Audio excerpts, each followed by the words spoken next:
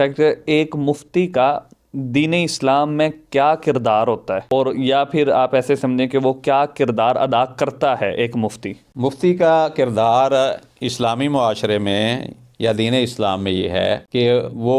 عقائد میں، شرعی احکام میں، معاملات میں عامت الناس کی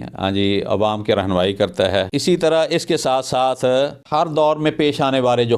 فتنے ہیں، جی، رونما ہونے والے فتنوں کے حوالے سے علماء خاص طور پہ مفتیان جو ہیں وہ رہنمائی کرتے ہیں۔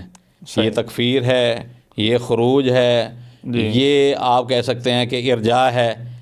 اس طرح کے جتنے بھی ہر دور کے اندر اٹھنے والے فتنے ہیں، تو فتویٰ دینے والے یا علماء باقاعدہ اس کی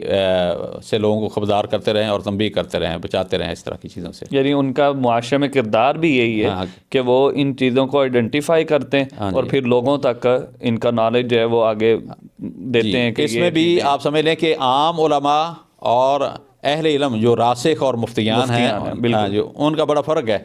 کہ وہ اٹھنے والے ہر فتنے کو بھانپ لیتے ہیں اور عامت الناس کی اس کے بارے سے رہنمائی کرتے ہیں۔